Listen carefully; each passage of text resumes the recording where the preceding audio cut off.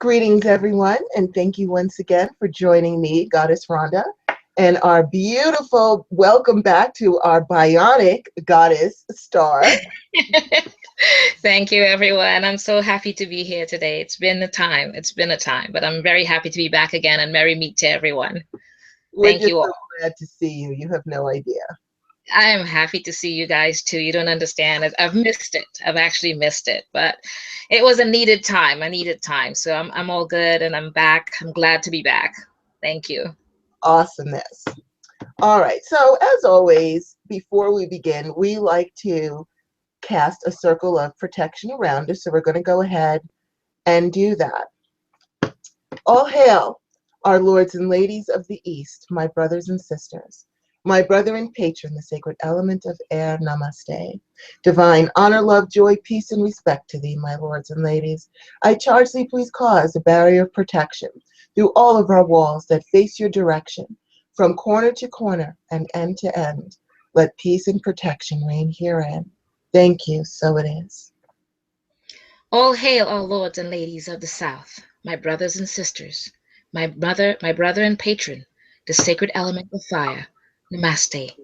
Divine honor, love, joy, peace, and respect to thee. I charge thee, please cause a barrier of protection through all of our walls that face your direction, from corner to corner and end to end. Let peace and protection reign herein. Thank you. So it is. So it is. All hail, our lords and ladies of the West, my brothers and sisters. My sister and patron, the sacred element of water, namaste. Divine honor, love, joy, peace, and respect to thee, my lords and ladies. I charge thee, please cause a barrier of protection through all of our walls that face your direction, from corner to corner and end to end.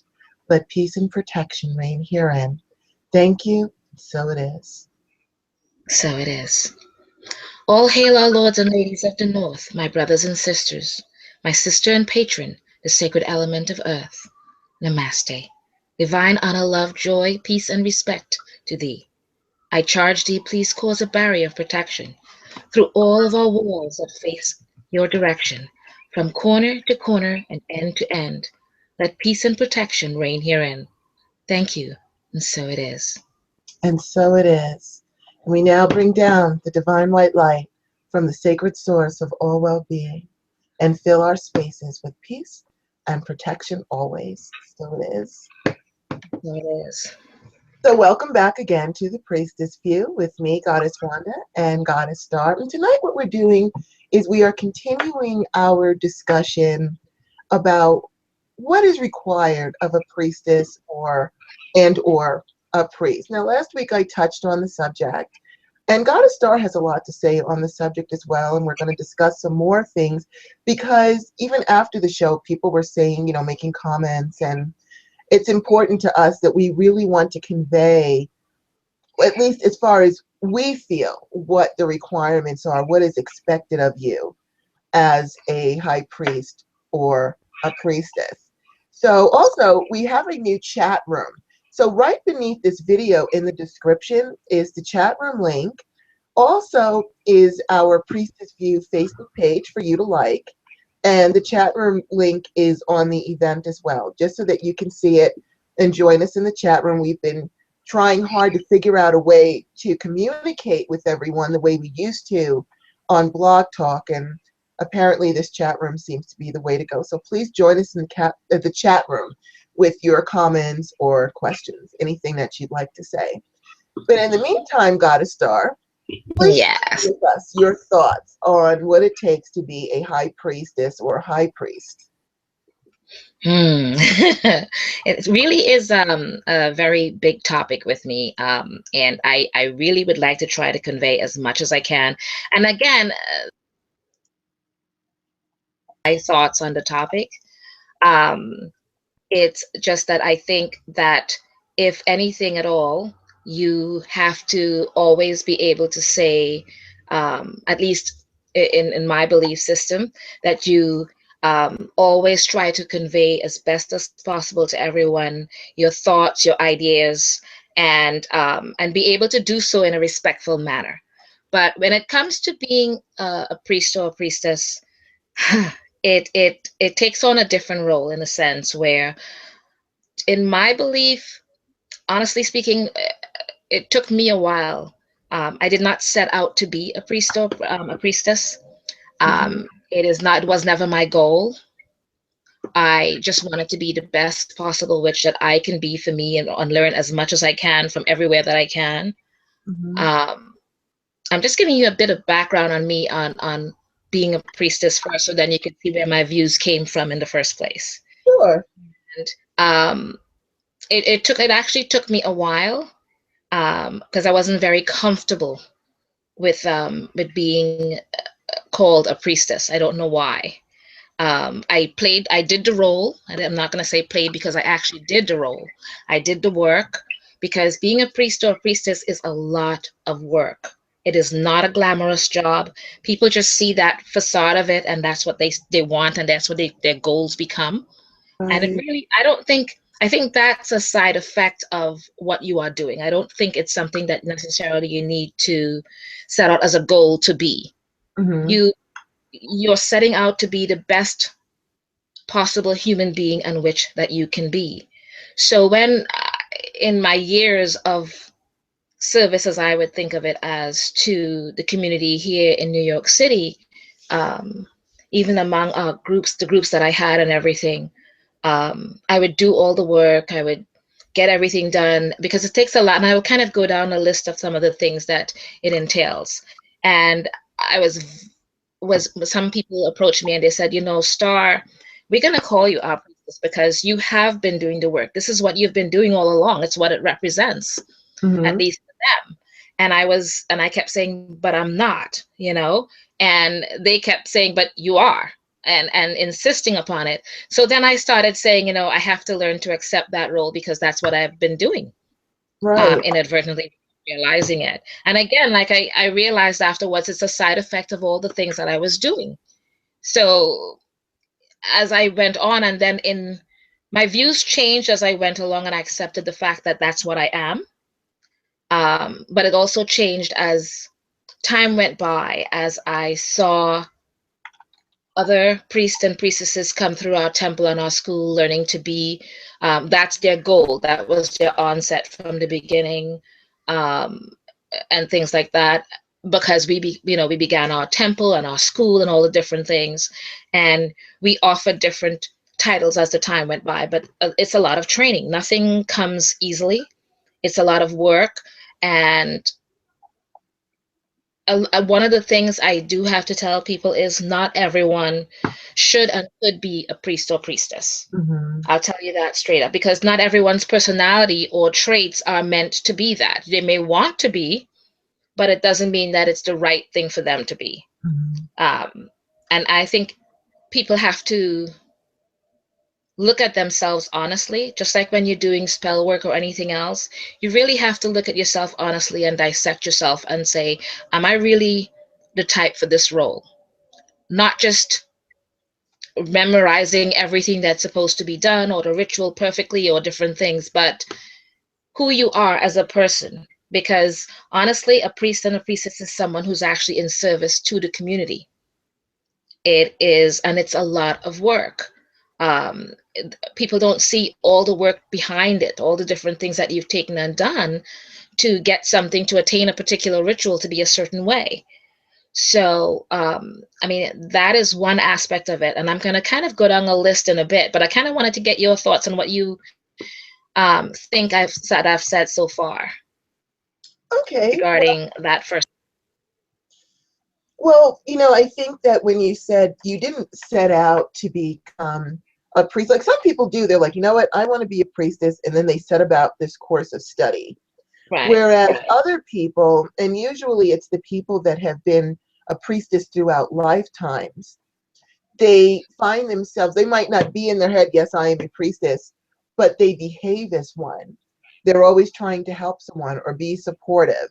They're right, humble. So they might not have given themselves the label of a priestess, but they do behave as one, or they might be taking class. They might have no idea why they're taking classes. It might just seem interesting to them or something else. Then all of a sudden, after a million classes, you find yourself this wise, learned person with all these abilities. that you now Right. want to share with other people and teach them Right. to do it. So you might Right. get up and say, well, I want to be a priestess. But if you look at your behavior and you see that you are behaving as a priestess, you already are one.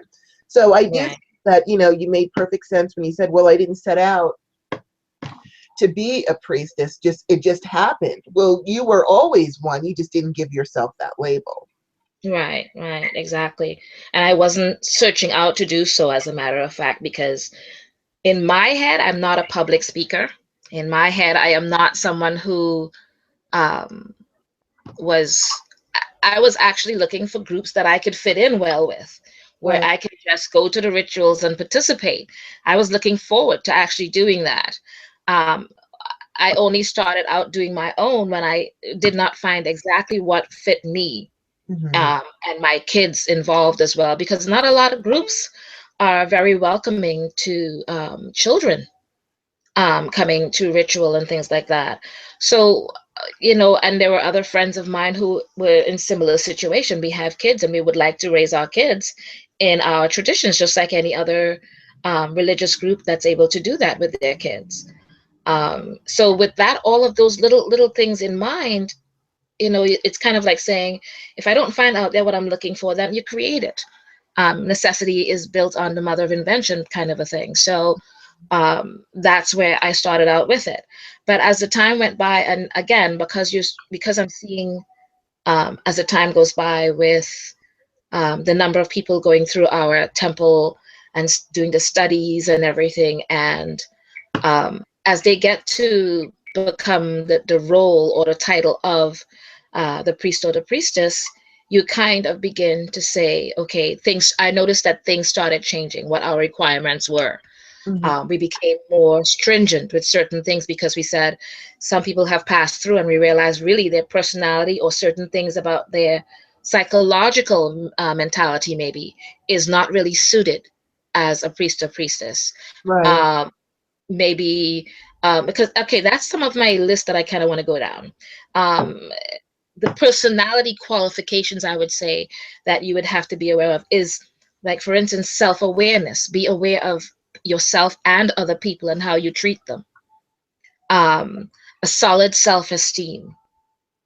I think a lot of it, your lack of confidence in yourself or a lack of self-esteem, it means a lot, because how are you able to convey um, parts of that with ritual or in your teachings if you yourself are lacking in some of that? Right. And if you find yourself lacking in it, one of the things, okay, we are not set up as um, the traditional Christian backgrounds where they have a Christian college or university where you could go and learn to become this, what is it for them, priest or pastor or whatever it is that they become. um, it took them time to get to that, and learning what the requirements were. So we're in that baby stage ourselves, learning what is our requirement, what do we think that they should know, the bottom line, the basics that they can take with them to become that priest or priestess and be proud of who they should be. Because a lot of it, I almost see like a switch goes off on them when they get the entitlement of priest or priestess, and suddenly I see arrogance in the extreme. I see almost like a flip side personality switch on me, and I'm just like, whoa, where did this suddenly come from? And all the differences was you just had a ritual with being a priest or priestess, um, or whatever that new title that you just attained, and there doesn't seem to be any humility with part of that, which is, it comes with all of that, it just does naturally. um so we began to become very much more stringent on what is required to be a priest or priestess, because I have heard of people who 1 year of studies and I'm a priest or a priestess. Right. And to us, I think it takes a lot of work. There is, in me, I know groups or covens that, I mean, there's a covens that are more close knit together, and they require 9, 10 years of training to even be considered to be a priest or priestess. So I have no idea how people can say after 1 year if that much, they're entitled to that title and they're very proud of it. I would not feel that way because it took me years and I still did not feel adequate enough at the time. And it was not a self-esteem thing. It just feels like, I guess because as a witch, to me, one of our mottos for our school is that a wise witch never stops learning. So to me, there's so much more to learn, and I learn something new every day that it just feels like, how could you sit back and feel so entitled and learned already, and ready to assume the role after 1 year, Right. when many of us have been doing it for so many years and we still don't feel like we've learned enough to latch on to that title. So it's just a lot of things that rather than they sit back and think about those things, they're too easily reaching out for the title. And it's more not just, I mean, because no matter what you say, a priest or a priestess is someone that is in control. And yes, they like to control things because they're always having to control a lot of issues that's going on or have a handle on a lot of things. But it's not necessarily what I'm saying in the sense of the person becomes very controlling or anything like that. But a lot of them come in and a certain arrogance and um, that comes with it that changes their personality, and they'll know you just don't see the same person that you saw before. Mhm. And it shouldn't switch like that. Your personality should continue to be what and who you were through the entire time. Right. Um, and even more so because you are in service of, not rather they are here to service you. It's not ever like that. And it also means that as a new high priest or high priestess, we are in service to the divine, the gods and goddesses. We are not here to, like everyone thinks that, when they come into classes at first, how can I do a spell right away and ask for what I need? It should be more thanking them daily for the things that they've been doing for us all this time. Mhm. Thanking them daily for even the things that seems painful for us to learn.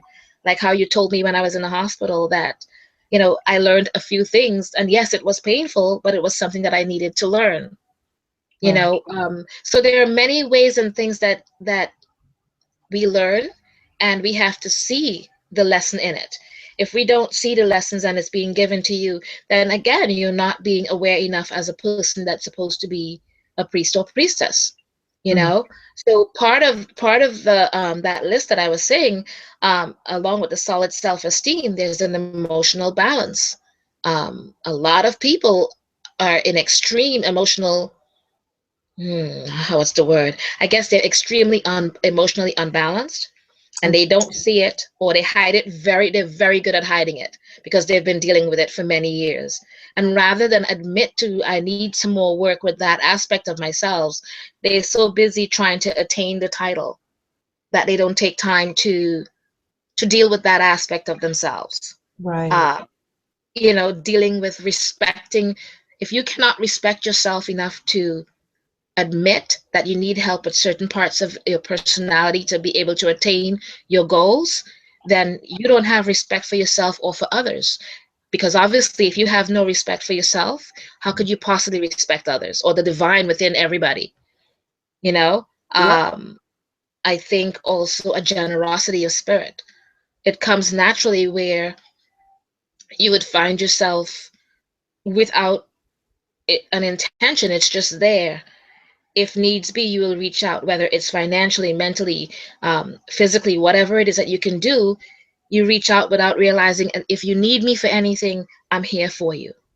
And Right. you're not saying it, it's not lip service. This is actually genuinely being offered. And that should be, a part of the whole thing that comes with being that priest or priestess. Um, Parts of it is a vast amount of patience as well. And I will tell you, sometimes I'm very impatient. I'm still working on parts of that. You're still always working on certain parts of things, and you know that weakness of yourself, and you're the first one to admit it. You're Right. not hiding behind it, you're dealing with it, because if you can bring something to the forefront and say, yeah, I know I can be impatient. So you kind of know, okay, these are some of my weaknesses that I have to work on, because we all Right. have them, Right. no matter what. Um, a natural kindness, I think, to people. Yeah, you're not inhuman. You're not.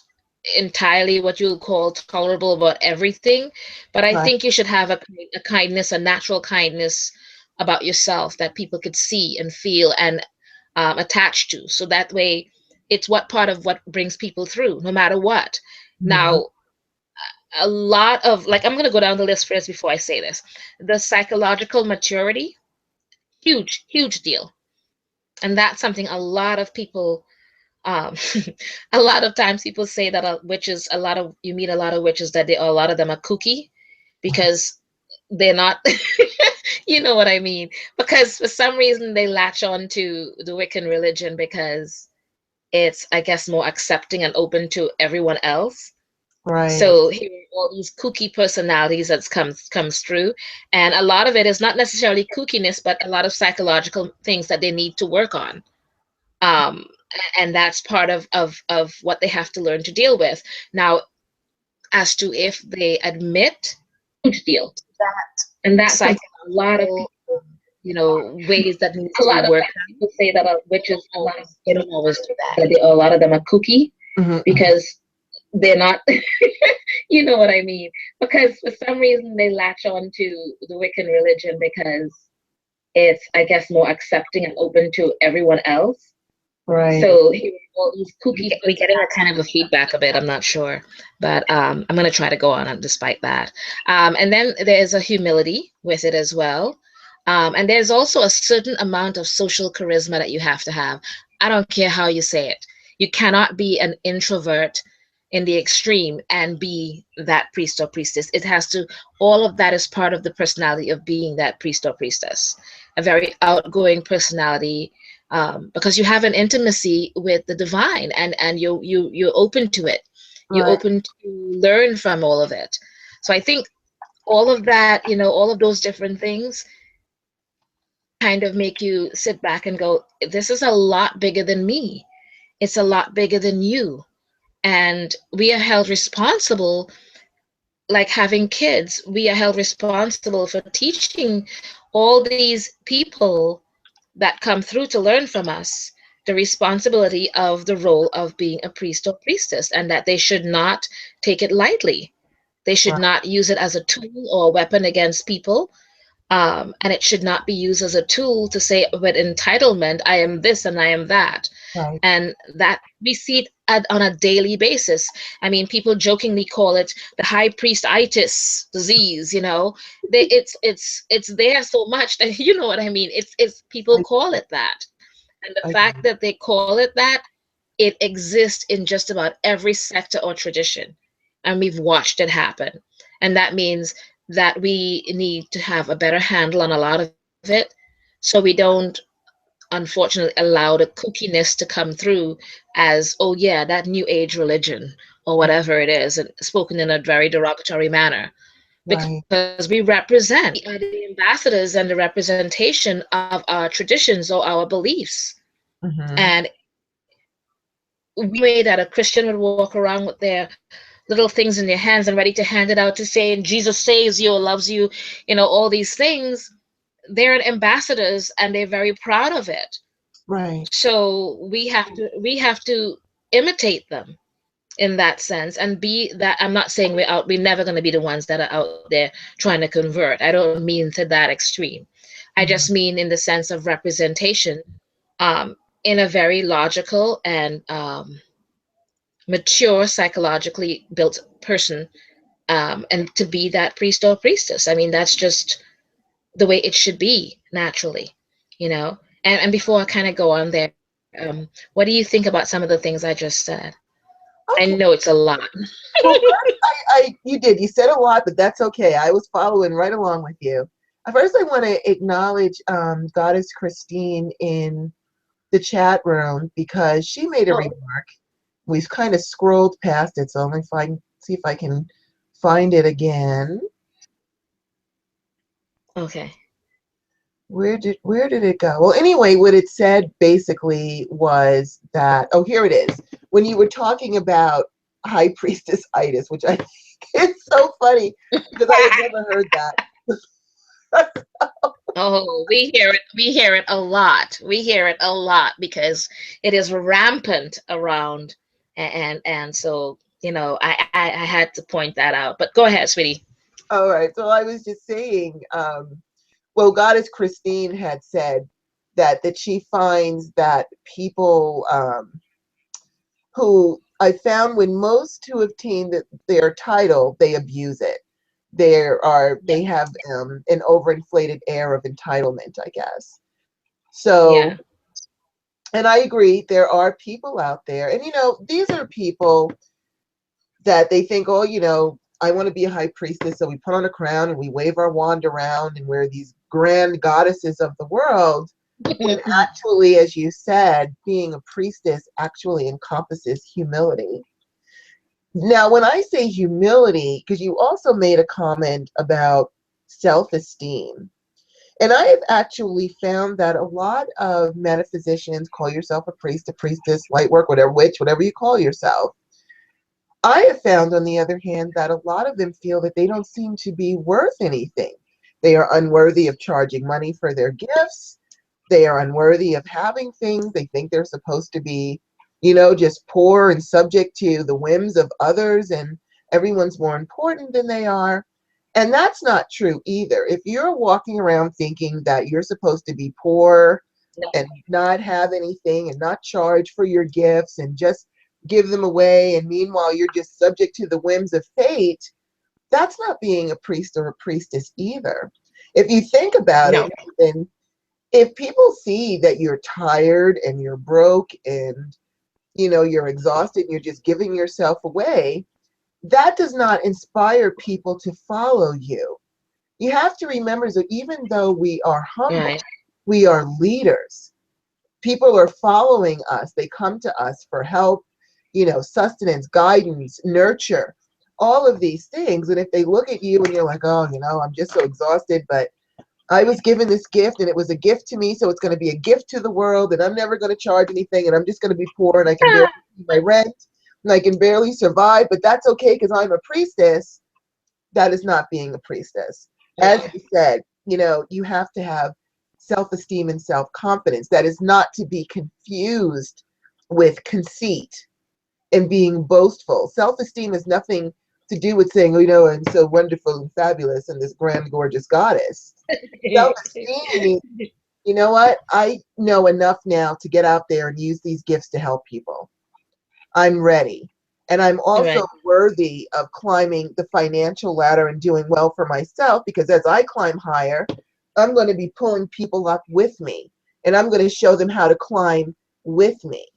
It's not Right. like, well, I can be the only person who's climbing the ladder and you minions down there will just have to stay down there till I decide to come up. So a lot of it is you have to look at your attitude, but don't confuse self-esteem, good self-esteem, and self-confidence with conceit, because they are two completely Yeah. different things. Yes. Yes. Entirely different.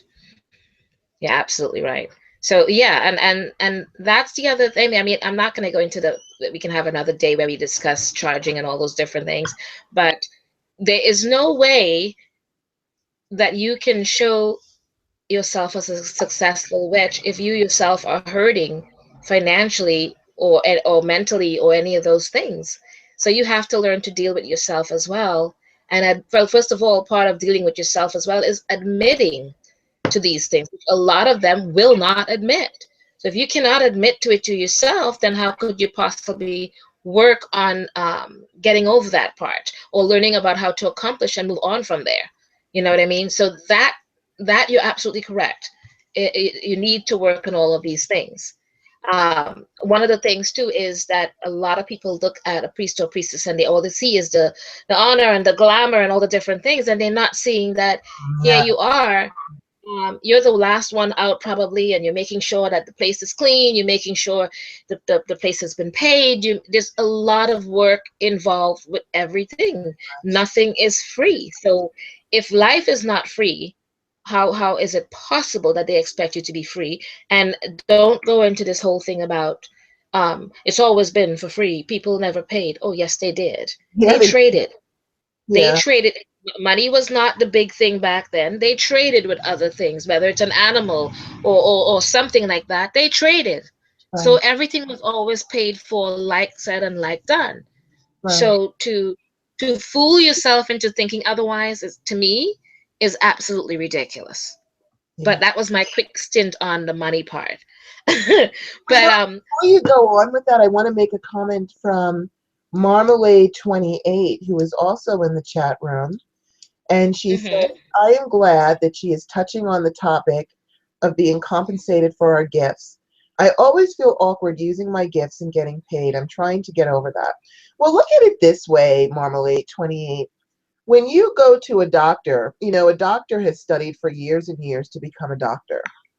When you go to the doctor, they don't walk in and say, well, I think I can help you, and I want you to know it's going to be free because, I guarantee it's going to work, but so I won't charge you, and I'm just here to give you my gift. They're like, hell no. They spend hundreds of thousands of dollars to go to school. They expect to be compensated for that knowledge and wisdom that's going to save your life. You are no different. You are the same thing. You might not be actually performing surgeries on people, but you are looking after their spiritual health. And because you were doing that, you Yeah. have a right to make a living. But again, going back to you also, as a priestess, you also want people to follow you. You want to inspire. You want them to look at you and say, wow, look at Marmalade 28. She's got it together, man. She's got a house, she's got this, she's got that. She's doing all this work, she's being well compensated for it, and she's giving so much back to the community. I'm going to go ahead and follow her, as opposed to someone who's just slogging along and they don't want to charge anything. That is where the self-esteem part comes in. You are worth charging for your services. Even if someone, I had someone just the other day who came to me and they needed help, but they didn't have any money. And my guides told me that they were an excellent cook. And I said, I'm told you're an excellent cook. So I would like for you to make for me a pot of black-eyed peas. She was so excited. She said, I'd be honored to do it. So even though she didn't give me money, she still exchanged energy, because it's about exchanging energy as well. Something, you get something and you give something in exchange. Christine is listing all of the things she's got.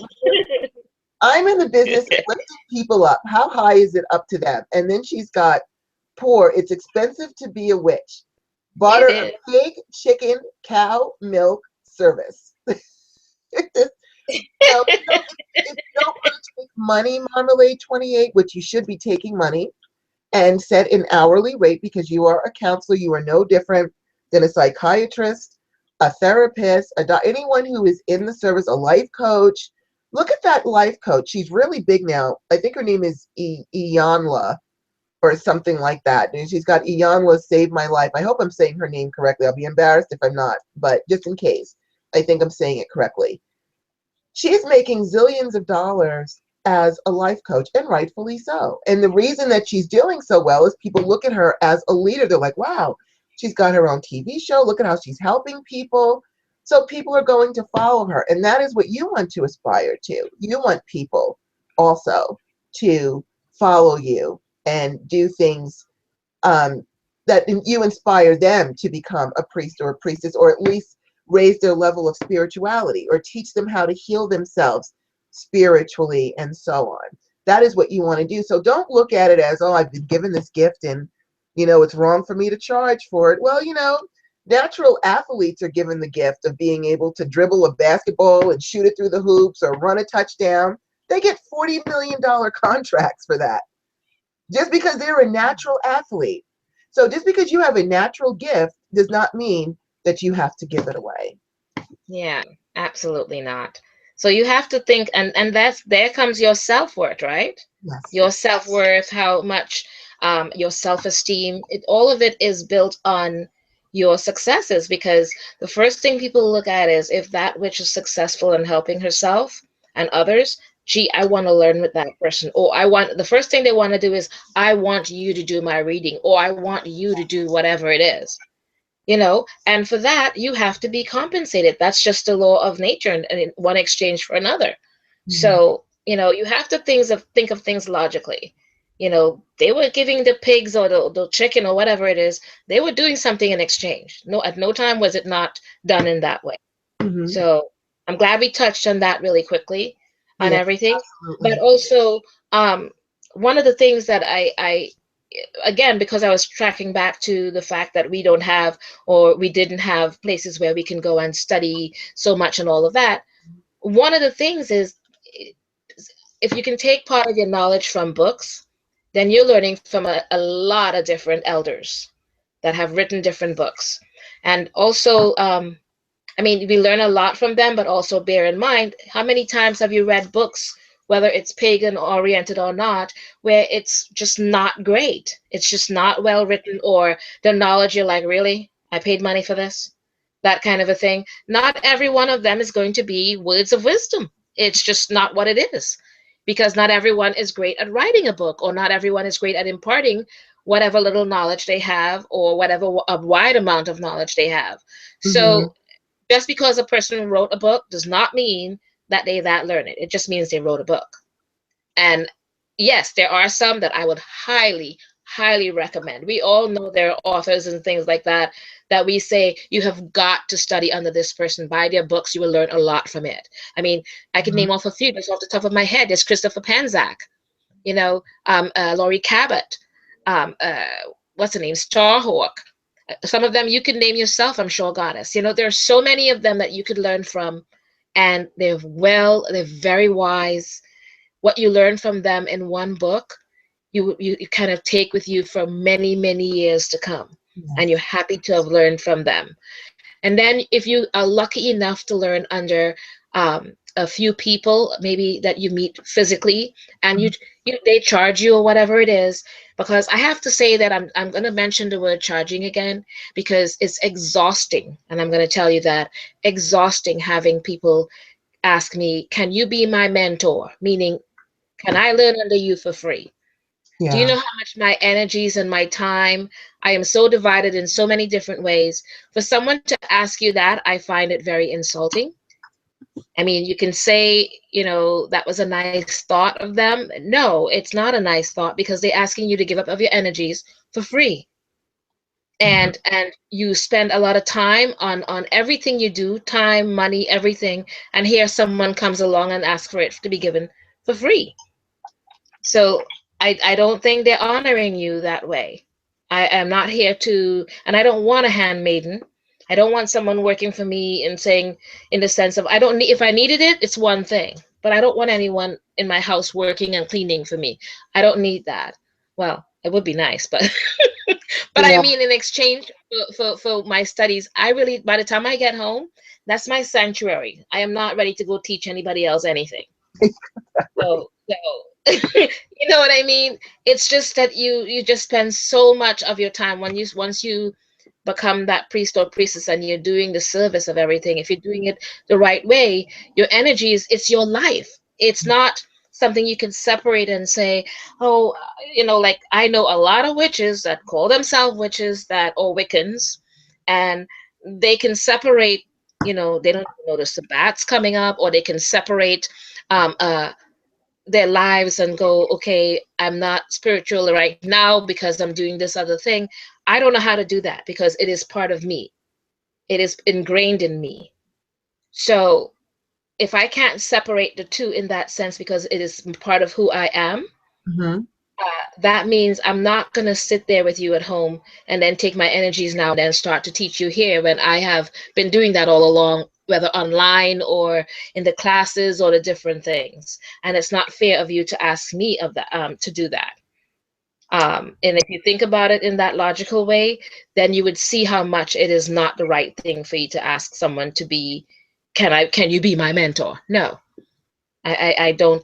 Me personally, I do not have any. I'm not willing to mentor anyone. That's just me. Um, but one of the things, some of the things that I do suggest to people is, um, as a priest or priestess, you should be, honestly speaking, very advanced in your studies, in pagan studies across the board, Mm-hmm. or pagan theology across the board. You should know some of everything. You really should. because you're the one imparting all this knowledge. And if that's the case, then you have to really buckle down on your studies, really be, and I mean from whatever aspect you're coming from, whether it's root magic or Celtic magic or whatever it is that you want to say that you're studying or your tradition is. Learn your Mm-hmm. craft. Really learn your craft. Um, you working, yes, you're going to always be working on either spell work or something for someone or yourself or whatever it is, because you're always daily working. No matter what anyone says, in my head, a spell is like a prayer, because you're saying something fervently, you're asking for something fervently, and it's what you want to hold on to and do and use. So Mm-hmm. if that's the case, then you're always working in one form or another, whether it's Right. on yourself or someone else. Imagine all that energy being expended for free. That does not make any sense. And it is You know, exhausting, extremely I'm draining. telling you, yeah, because sometimes you get home and all you do is crash out. So where's that mentoring coming in for free? I have no idea. Okay. One of the things that a priest or priestess must have is organizational skills, because you're always organizing or doing or working on so many things. And it would be nice to get help and have people all see your dream in the same way, but it just doesn't always happen. So you find yourself sometimes pulling your bootstraps up and you and one or two other persons trying to accomplish and do everything all at once. The organizational skills, planning rituals, writing the rituals, performing the rituals. You're running the rituals pretty much. Mm-hmm. Um, Publicly, that's another thing. A lot of priests or priestesses I've ran into have never performed a public ritual. A public ritual. If you are in service of the community, you should have that way under your belt a long time ago. I don't I mean your private ritual among three or four of you, but I mean publicly doing ritual, publicly serving the community, mm-hmm. publicly running and organizing this. And yes, you're an event coordinator as well. You have to have management skills, people skills, conflict resolution, because every time I turn around there's something else I have to solve. And a lot of times you have to do it on the flip side right then and there. So your mind have to be quick and you're doing it right away and all of that. And you don't have to be rude. Yes, it's hard. Sometimes it's not but that you're being rude, but you're just being firm and moving on to the next thing, and people get offended or they think you're picking on them or they think whatever it is, and it's not, you're not even thinking about them that way. You're just trying to get on to the next thing you have to solve. You know Right. what I mean? That's hard. It's a balancing of making sure everyone is taken care of, but in a nice way, which is hard to always be able to do. And yes, it comes off kind of brusque or brisk and sometimes. um but people have to see it as that and realize, as one of my priestesses said to me, in general, she said, if you know Star in the way that she is, you will know that she's not there to ever hurt you. So if Mm-hmm. she's doing something, it's not intentionally to done in a way to hurt you and or harm you in any way, because that's just not me. Mm-hmm. People may say what they want to say about me in a negative way, but that does not mean make it what it is or make it that way when it's not. So, with that's all part of the whole conflict resolution. People may not like how you resolve things. You're not perfect. There is no such person. You can only do your best. Ritual etiquette. You have to know ritual etiquette, how to handle especially if you're doing huge public rituals where we've done sometimes where there are 200-300 people, and we have to be able to control all of that and make everything work out well publicly in parks and different places, that we're able to say next year they will allow us to come back. Right. Because if you do that one time and things get out of control, where you're not monitoring and checking out every little thing, then and you're not allowed to come back after that, then you've not done very well then, right? In Mm-hmm. organizing it and everything else. Also in teaching others, a lot of times you would find yourself teaching people and you got to learn to observe them as you're teaching them, because you've learned and you can see, you can teach people no matter what it is that you would like them to convey to them, Mm-hmm. and they will always see it a certain way, and you're still sitting back going, and you go back home or you go outside and you're like, I don't know how else to say to this person. No matter what I say, they still see one thing only because that's what they're choosing to see, Mhm. or choosing to do because that's all they see witchcraft as. Because there are a lot of witches that that's all they see witchcraft, and whether it's your religion or your spirituality, however you want to call it, they just see it as a way to do spells and Mhm. nothing more. And there's so much more to witchcraft than being a witch than just doing spells. And that's the bottom line. I mean, the first thing out of a lot of students that, so when do we get on to the spells? They never think that Yeah. There's a lot of prep before you go even get to the spell. There's so much prep right. work.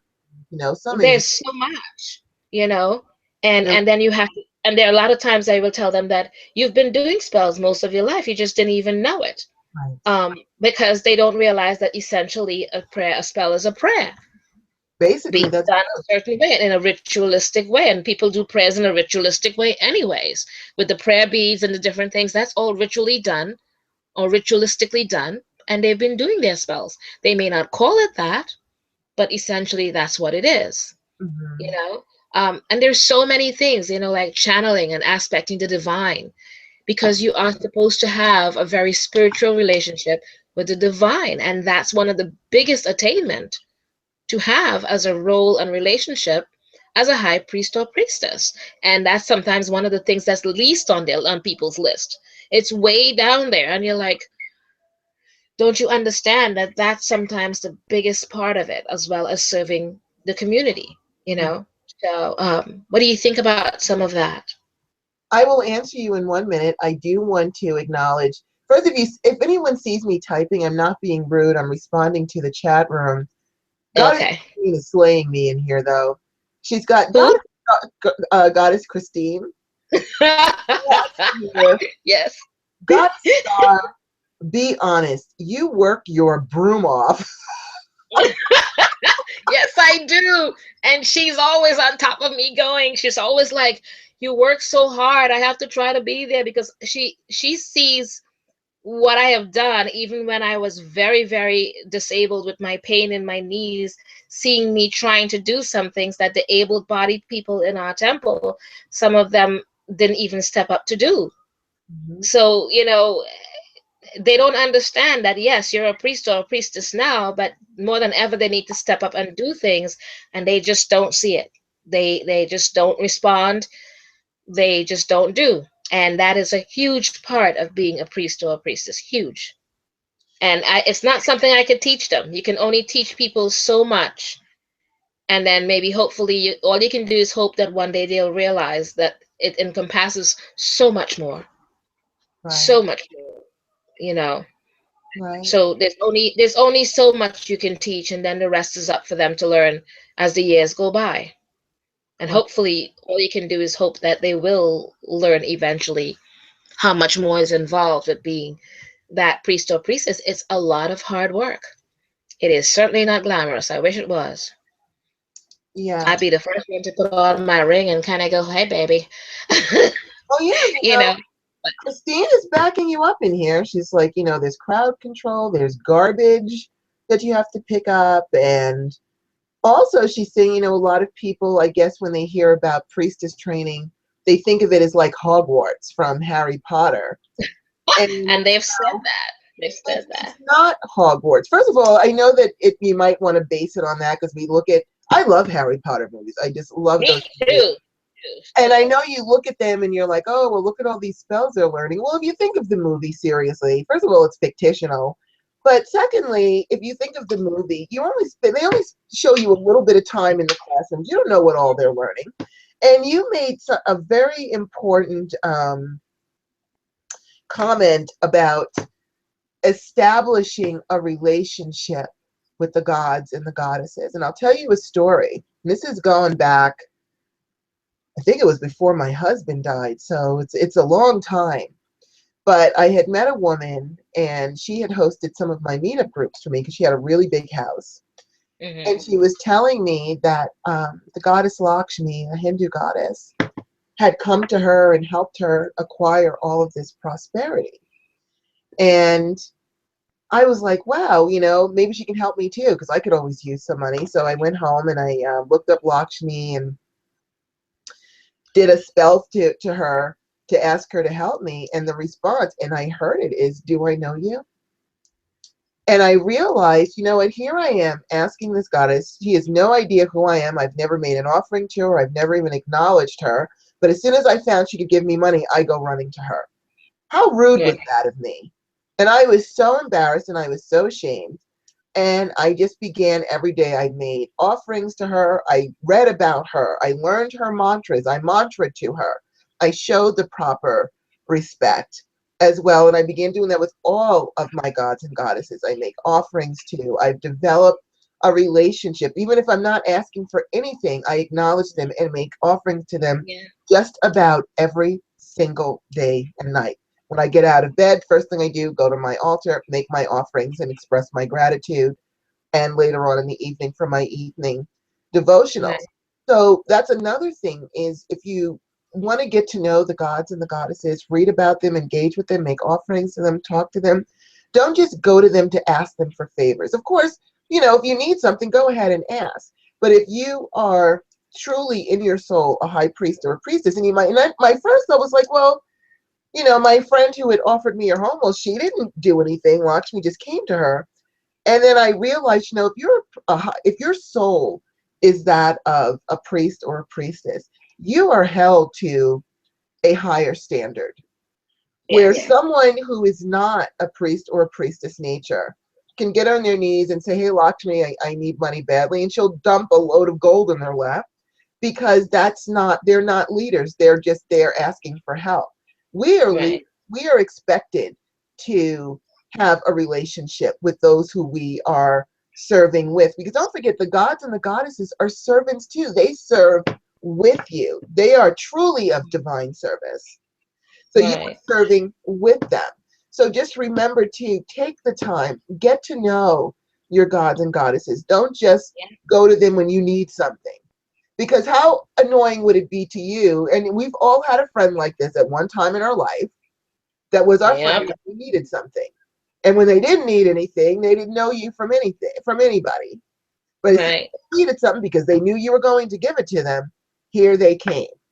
And so you know how annoying and frustrating that is. So imagine with the gods and goddesses as well. Get to know them, have a relationship with them. And Right. this way, they're still going to help you, but at least show them the proper respect. Make them offerings, show them that you love them, show them that you appreciate them. The same way you want to be appreciated for your work, then you Absolutely. definitely need to appreciate your brother and sister gods and goddesses as well. Right. And then there's the organizational skills. Now, I have to tell you, Goddess Star, and you know what it's like juggling. You've got your clients, you've got your own stuff, you've got these things that you've Yeah. got to do, you've got events that you've got to hold, all these things. And basically, you've always got three balls up in the air while you're working on the one and juggling the other ones going on. Yeah. And so, organizational skills is very important. And even if you are poor at organizing, then what I've been doing is, because I just have so many things, and I did tried to structure everything. It didn't work for me. So I decided, you know what? I'm a water sign. I need to go with the flow. So I do prayers that I can always go with the flow to um, positive places through positive means with positive results. And if I have to go against the flow, let me do it quickly, easily, and efficiently and get back on track. Right. So this way, at least you can go with the flow, because a lot of times you're putting out fires, and by the time you get to your real work, it's already 6 o'clock at night and you're exhausted. Yep. Just go with the flow as best as you can. If you have to engage with water to help you to go with the flow, or if you want to be more structured, on Saturdays you can go to Saturn, because he is the king of structure. He's tried to help me. Alas, I don't know if I'm a lost cause or what, but I think it's basically we have a lot of things going on, so it's very difficult to structure a day when you've got a Right. million things and clients to see and people to help, and then you've got your own stuff too. So just Yeah. try to do the best that you can and try not to take on too much. That's a statement that's actually a lot more difficult than people realize, because sometimes inadvertently it's not that you can try not to take on too much, but a lot gets dumped on you. And you don't really Um, have a choice. right. Because if no one's gonna else is gonna do it, and it still has to be done for us to accomplish something, Right. then essentially you don't have a choice. It gets placed on you and you deal with it. And I know Goddess Christine is going to say some other things about that because she's seen me do that, with just about many things that we will plan as a group together, and then I end up being the one doing most of it. Um, and it's something that priests and priestesses have to realize that they really need, if you want to accomplish things, um, as a group, as a community, as witches in general, whatever you wish to term yourself, um, you really, you can say all you wish, but it cannot be done alone. You Mm. need the help, and you need to offer that help or be that help in whatever way you can so that you can accomplish. There's a bigger picture here.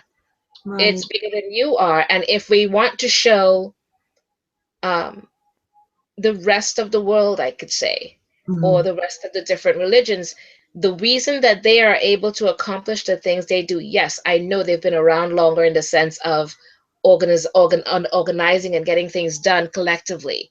But Mm. if you look at it and the bigger picture of it, they do it unified. They do it together. With Mm. pagans, it tends to not be so much because everybody is so busy being, I'm that supreme witch or whatever it is, that they're not taking the time to say, let's do this together to accomplish the greater good with something. Mm. You know, there are many things that the Christians could teach us. They've done it, they've been doing it, they've learned from us. So why can't we learn from them certain things that they've done better than we can? You know, their sense of able to, that's why they have all these big churches and we do not. You know, because no matter what you would like to say that our churches are outside in the forest, yeah, that's all great, but we're not in the forest all the time. We're in the cities. And I would love to say that we have a temple that we can go to, or a school that's ours, a building, and it's not. Mm. You know, there's a lot of things that we would love to attain, but it will not happen as a singular. It will only happen as a unified community. And unfortunately, I call that whole high priestesses disease prevents a lot of things from being accomplished, I think. And that's such a shame, you know, because everyone is so busy being, it's my way, or it's my tradition, or it's whatever, you know, that they forget we're here in service. And if we're really here in service and we really want to accomplish things, then we have got to do look out for the greater good and the bottom line of things. And we have yet to achieve that. Um, you know, none of us are saints and none of us are perfect. But if imagine if we all just take an iota of some of what the Christians have done to get their churches and their temples, how is it that all the other religions are able to attain their churches or their temples, and we're the only ones that cannot? Right.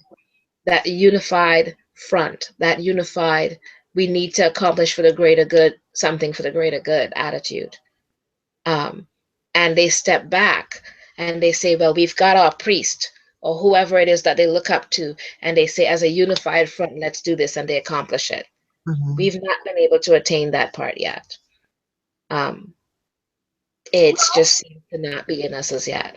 Yet is the operative word. I think that a lot of people, they just don't, um, because Christians, part of their tenet is they are supposed to come together once or twice a week. Whereas Wiccans or witches or however you like to term yourself, a lot of us are still in the broom closet, and they're Right. afraid to open a temple or come out and say, guess what, dudes? I'm a witch. I'm a priestess. I'm a light Yeah. worker. Yeah. One of the reasons Goddess Star and I started the Priestess View and going on to visual media is we are trying to set an example. It's okay to get out there and say you are who you are. You don't have to hide. Now, I understand that some people, they don't want to upset their parents. They don't want to upset their family. And that's okay. I'm not telling you to do something that you are uncomfortable with. But I do want you to see that there are those of us out there that are willing to get up on the front lines. And that is what being another thing that is required Yes. of a priestess. You must be prepared to be on the front lines.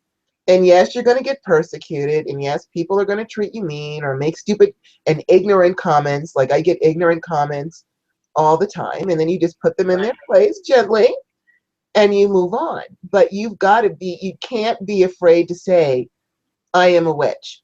I am a goddess. I am a high priestess. I am a light worker. I am here to be of service and I am here to help you. You can't be afraid to argue down the Christians or argue down anyone else who thinks it's all hooey or makes, little stupid comments. You must be able to stand your ground and be who you are and invite people to follow you.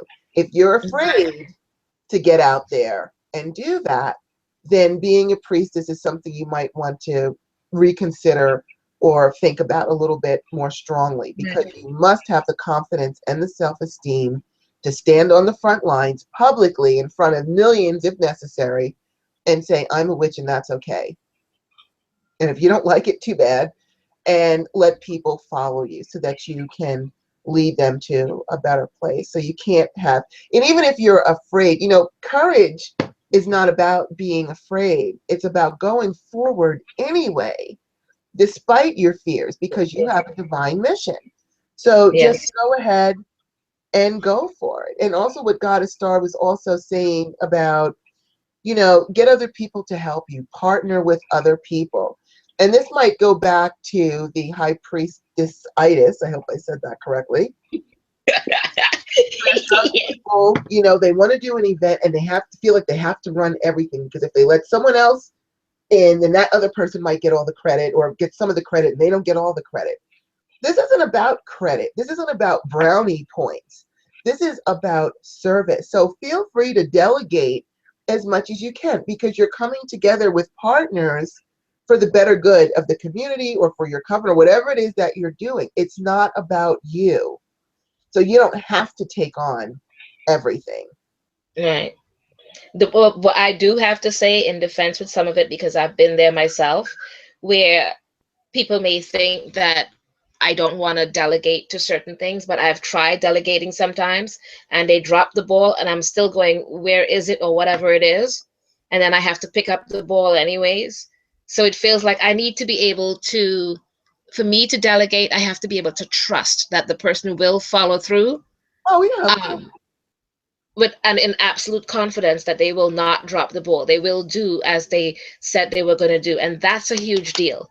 We have to be able to depend on one another as priests and priestesses.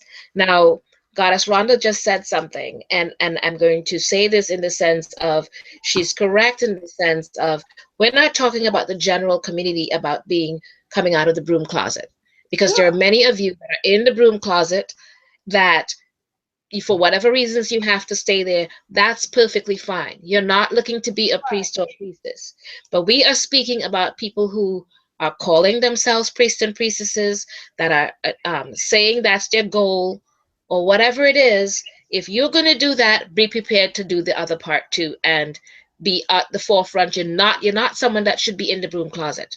Absolutely not. I mean, because if you are supposed to be the one that's representing and being that ambassador for your religion, how can you possibly do that and be in the broom closet? It's just not possible.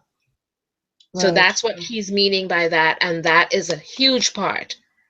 So if it's something that you know that you cannot do in your present life, then step back and admit to the fact that I have a lot of things, but that's the one part I cannot do. Right. Because you do have to stand up and fight for your rights for certain things. The laws are set up there for every religion, and they make people back it up legally. Those religions, they make people say, well, the law says I can do so and so. So I'm going to follow through and make you follow through on that because it's the law. We have the right to do that same exact thing. Hmm. And if we're not ready to prepared to do that, then you're not prepared to be that priest or priestess. And that's just the honest truth. There's a lot of things that comes with it, and that's one of them, you know? So you have to kind of decide, is this what you want to do now? Or maybe I will wait till I can do that. I can come out of the closet in whatever form that I can. Mm-hmm. Uh, One of the things too is there's a few things also that I remember jotting down about that priest or priestess and some of the things. People have to be able to trust you, to be able to know that Okay. you're gonna be there for, to, as people would say, have their backs with certain things, and they know that they can. This is I'm that way. Period. With people that I care about, I'm very protective of them. Mm-hmm. That's just me.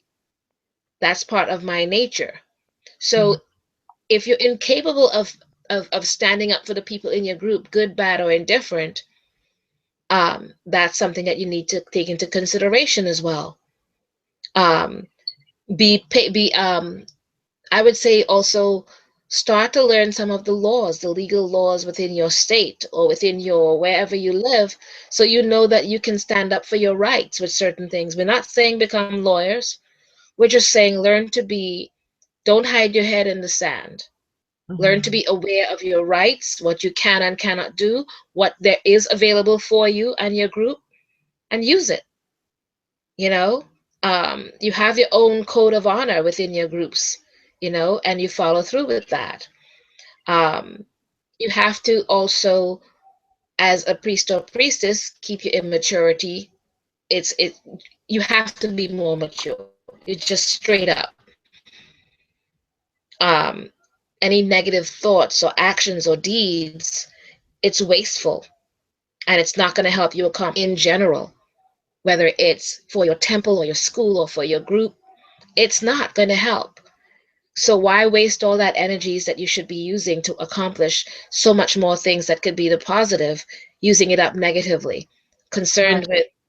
concerned with with what that person is talking or saying. I really honestly, I've realized that yes, when you are at the forefront within this community, unfortunately, you have already set yourself up to be attacked within our own community. It is a sad trait, but it's truth.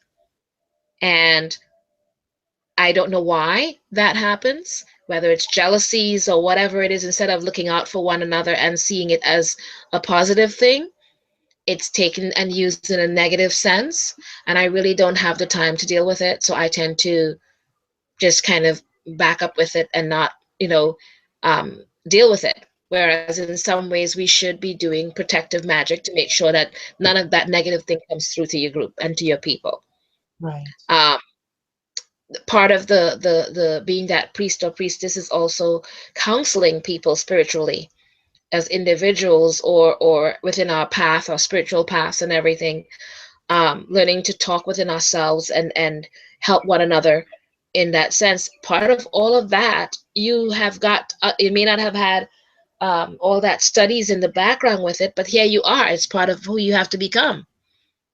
So if you can attain some of that skills, whether um, inadvertently or study wise or whatever, do so. That helps. Um, you have to consciously live spiritually as best as you can on a daily basis. I know Goddess Rhonda mentioned that earlier, and I did too as well, so I'm repeating that.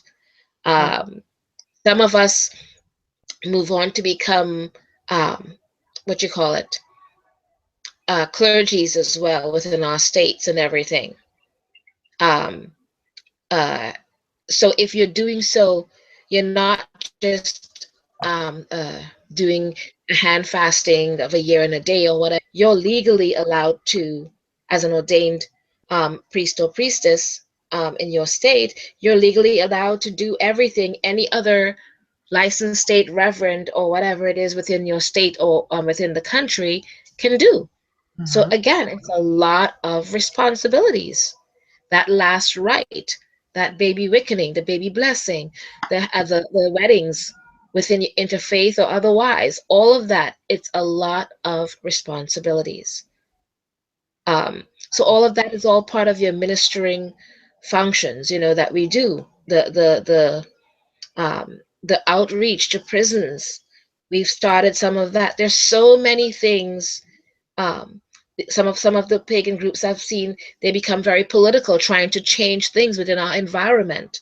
There are so many things that's involved with this, that if you think that you're going to become a priest or a priestess and sit back on your tally and kind of say, I'm that lordly priest and priestess, and doing nothing, you're sadly mistaken, because it's a lot of work. There's going to be something you're going to pick up the torch with, and you're going to work with and fight for that. It's a lot of work. Mm-hmm. So the realization that it is, and you're also always studying. Along with all these other things you're doing, you're still always studying. There's more, I mean, or buying the next books on things that came up because, oh wow, I'm interested in that topic, but then trying to figure out when you're going to get the time to even read it. There are so many things it involves that it's almost exhausting just even thinking about it. Because so it's not an easy road. It's not a light load. And when you take it on, know that you're taking it on for what it is, and you can't half-ass it. You may fool people for a bit or whatever it is, but then you will see that people will not stay around, or they will not respect you for what it is. Um, and if you are working hard, like I've been doing, and I got a Rhonda and a few others that I know, some people may not respect you for that because they think it should be easier. You just spell everything out, do everything with spells. Life is not like that. Mm-mm. It takes a lot of work. And if that means you're not ready for the work in one form or another, then that's who you are. Again, step back. This is not your calling, because it is, I'm not going to lie to you, easy road, because it's not, Mm-hmm. You're right. so, it's a lot of work. It is. It's a lot of work, and I want to also acknowledge again our chat room. Got some nice, lively discussions going on today in our newfangled chat room that seems to be working Okay. better than our forum. So we're going to keep this. All right, Okay. we've got Christine saying, "I wash dishes, I light candles, and I'm a tree hugger too." And then we've got Vanessa who says, "I also think that a first degree priestess slash witch can cast the circle and take a few duties on higher spiritual tasks. Probably should be the high priestess or even a second degree." Then we've got Christine who says, "My reverend and elder does dishes. If anything, we are still humble. There is no shame in doing dishes." And Vanessa says, "I guess it depends on the size of the group. Yes, of course, be humble. I would respect my priestess time and help her with light tasks to help to lighten her load." So, there are things that other people can do to help you. But of course, just like you said, Goddess Star, you do need to surround yourself with people that you can trust. Because I know exactly what that's like when people say, "Okay, I'm going to do this part and I'll help you out with this." And then the Yeah. last second, you're left holding the ball. And so then Yes. it becomes like, well, if you almost don't want to give up the control, because it's like, if I Yeah. let someone else do it, Yeah. they're going to jack it up. But Yeah. still, we can't do everything. So even if in the beginning you feel like you have to do everything because you can't trust people, pay attention to the people that show up all the time. Pay attention to their sincerity. Yeah. Single out the ones that you can trust. Give them a little task to start off with. See if they can do Yep. that much, and then you can kind of raise them up in the ranks. But Right. to pull everything off by yourself really is a hard job. And when you It first start is. out, you are doing it all by yourself. Yep.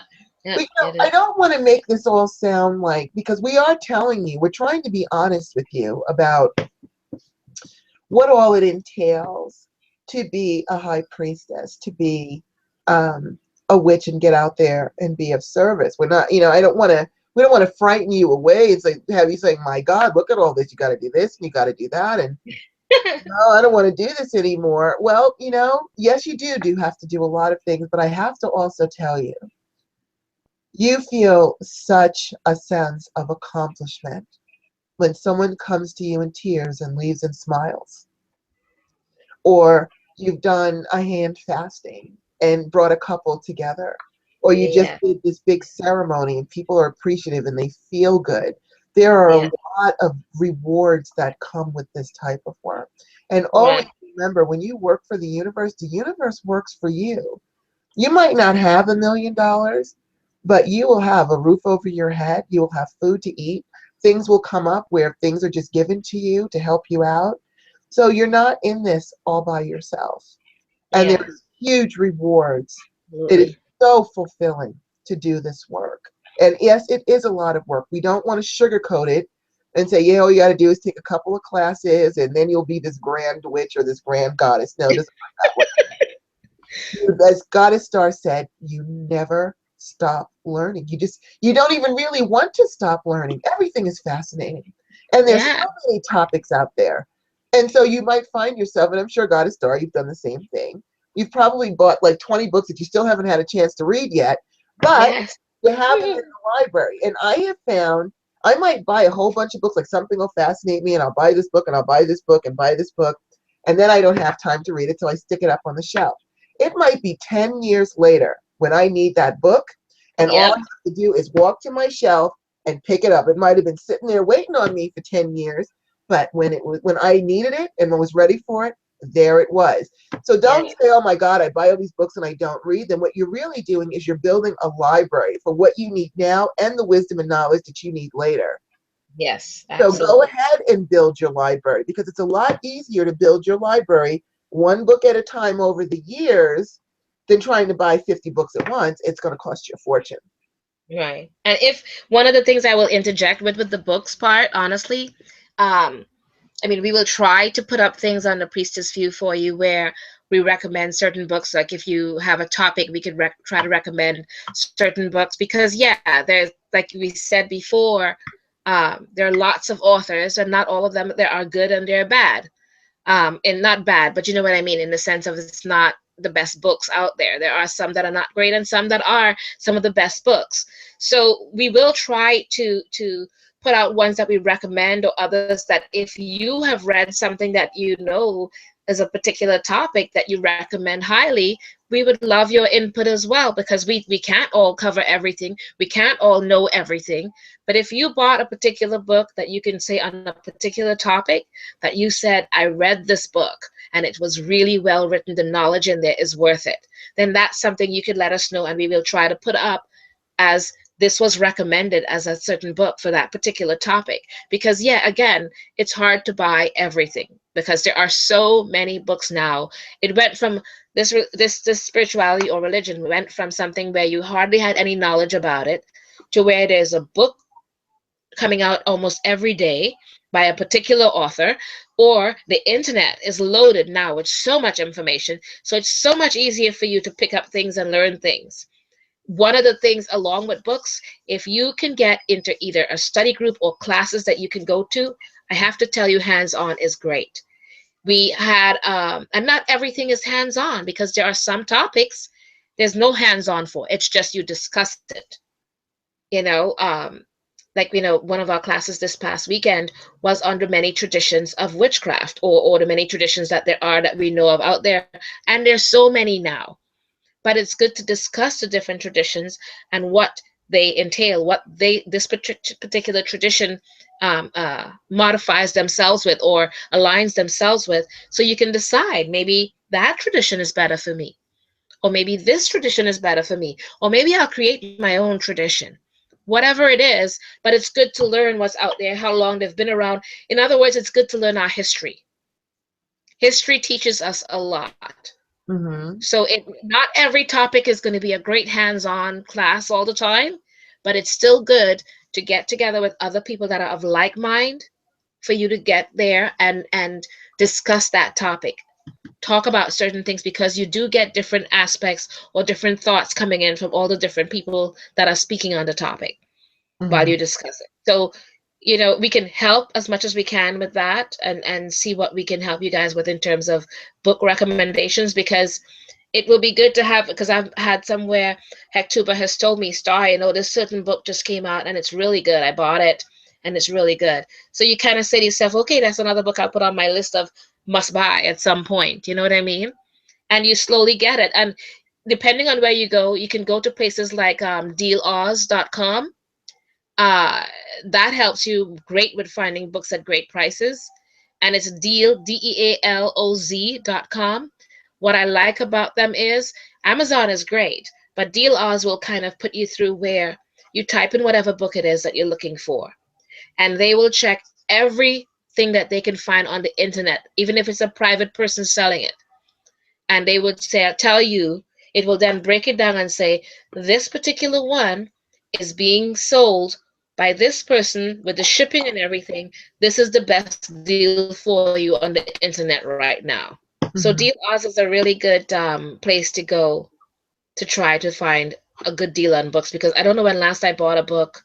Well, I shouldn't say that, because when I saw went to Christopher Penzak's last time he was in New York, I had to buy his book because this man's really awesome with his I books, just and love him. I just love yeah, him. yeah, and his topics and everything, and he's so well learned, and his research, his insight, everything, and his wisdom, and he's a young man in a sense compared to me, I guess, and but he has such wisdom to impart.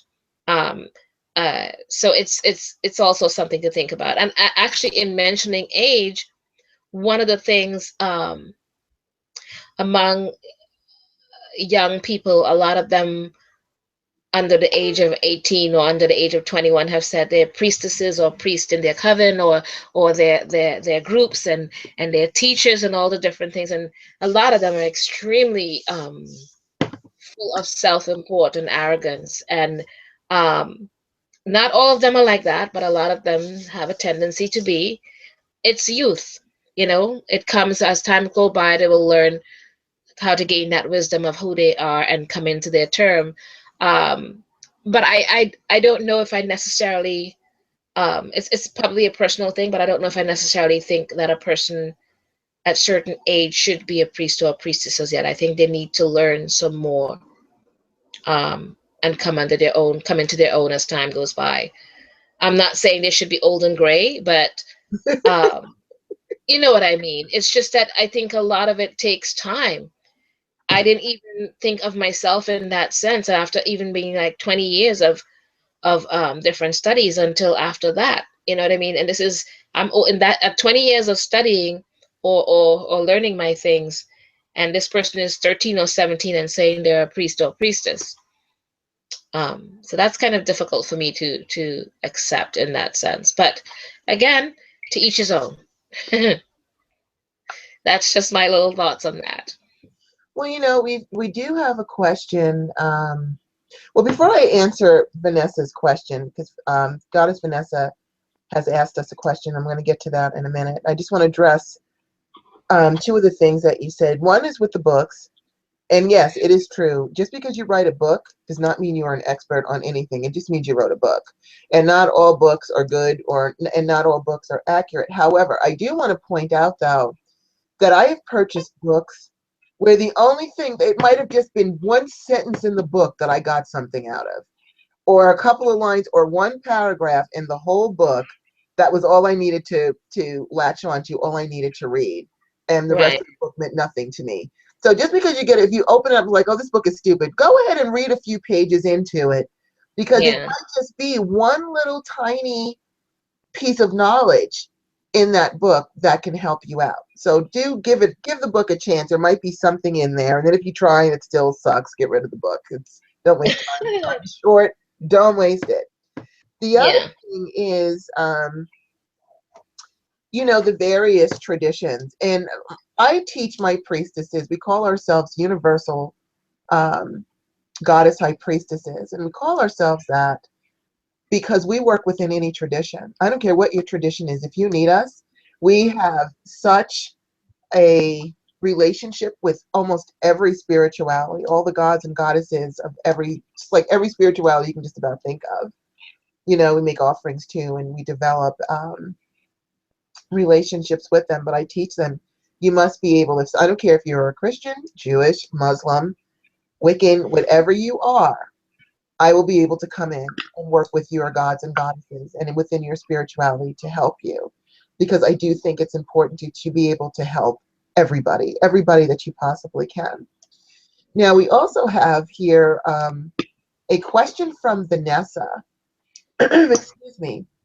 And Vanessa has, Goddess Rhonda and/or Star, I have a question. Years ago, I did my first degree with a coven in Calgary. At the end of the year, I was not ready emotionally to become initiated into the coven. I was asked to leave the circle, and I did.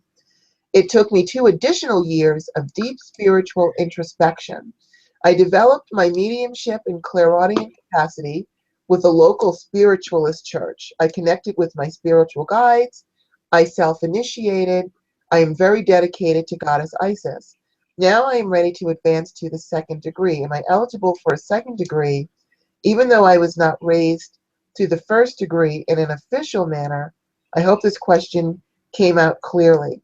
I'd have to ask, because, before I answer your question, I just need to know, the coven that you initially started yourself with, was that also of Isis and an Egyptian coven, or were you with a Wiccan coven and then you got involved with the local spiritualist church and then shifted your devotions to Goddess Isis? Because I'm not sure if you're saying, can you get a 2nd degree in a Wiccan coven when you're a devotee of Isis?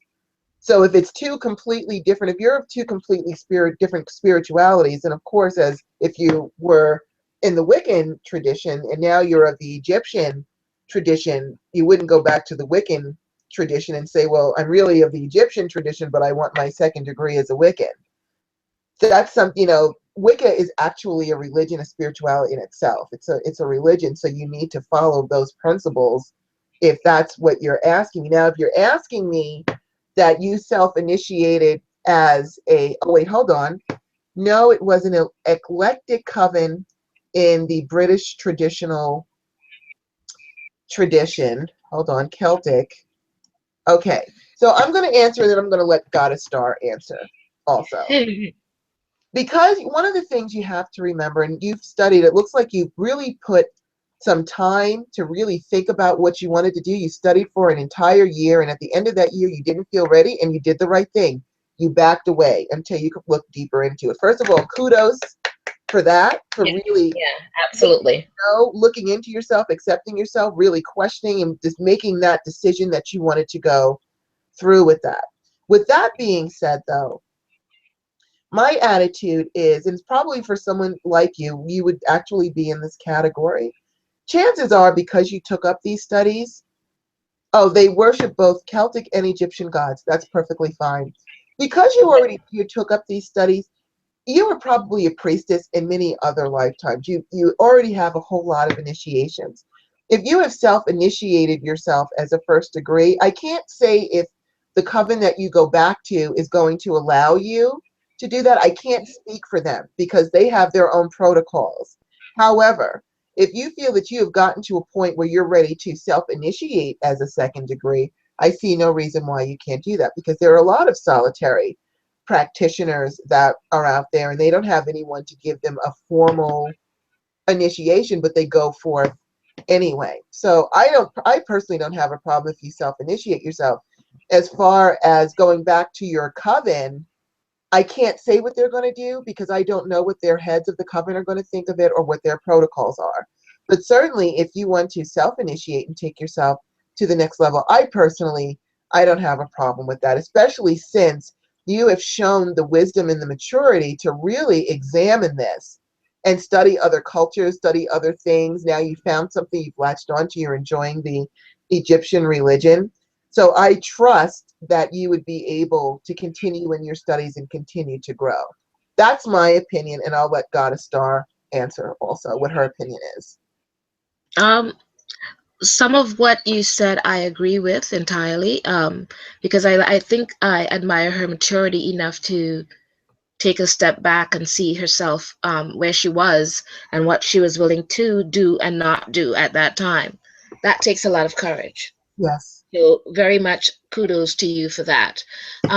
One of the things I will say is that you can, and I believe that a lot of solitaries do it, the self-initiation. In terms of degrees, I personally have not heard of solitaries doing that by degree. I think they do it more based on, because initiation is more based on initiating yourself with the gods and goddesses.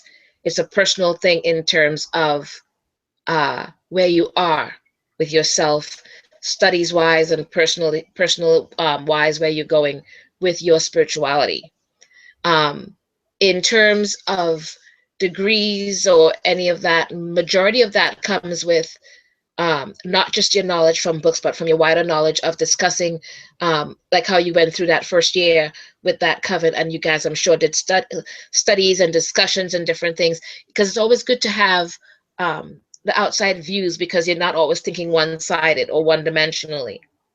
So, I mean, that's just my personal opinion with that, in the sense of um, moving on with degrees with it. I don't know. I would be hesitant about that. It's the same as, because then that person can then say, well, then I am self-initiating myself as a priest or priestess. But to me, a priest or priestess should be doing public rituals, in the sense of running public rituals and stuff in service to the community. If you, as a solitary, are doing that, how are you able to then turn around and be practicing and doing public rituals with the community? So there I would have a bit of an issue with it, as to, I mean, I have not had that come to me in that sense, but there are issues with that in that sense, because it's hard to say, because to me, certain things are expected of you as a priestess in training. Um, and that's just coming from my school point of view, or our temple point of view, and what we've learned over the years with people as they came and went, and what we saw people do and did not do. Because there are some priestesses rather, not priest, because we have more priests than priestesses that went through our temple. Um, but there are some of them that I began to realize they were not very well versed in public ritual, which was slightly embarrassing, because they got through pretending their way through it. But to actually stand there and have them run the ritual, they did not know how to do it. And you have to be able to do that to be calling yourself a priest or priestess. And I don't mean running a ritual among a coven of small amount of people. Because when you're doing a priest or priestess work, you have to be able to do public, big groups of running a ritual, because that's what you do. That's what's supposed to be all part of it. And to do that, you have to take your studies further out than just being solitary. Mm.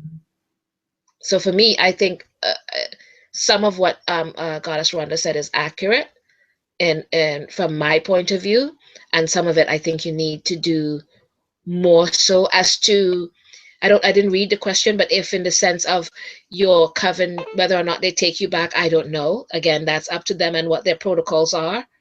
Um, if you were in our temple and we know where you were and where you left off, other than to maybe give you some sort of a test that we could make up to see if you've kept up with your studies, and then come back in and go from there.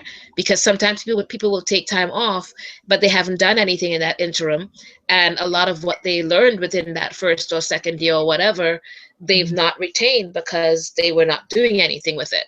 So we would want to see that you've still been keeping up with what you were doing, and not just verbally taking your word for it. We'd want to see you prove that in that sense, and put you through different things for us to see that as a board, because we have a board, and we would have us kind of show us that you've done this, that you've kept up with your spirituality in ways that shows that you have attained certain things, and not just because you've used that wisdom to step back. So why not use your wisdom to continue learning what you've been, or your craft, honing your craft skills as best as you can. So there's a lot more to it than just, to me, it's not an easy answer in that sense. It's really not an easy answer.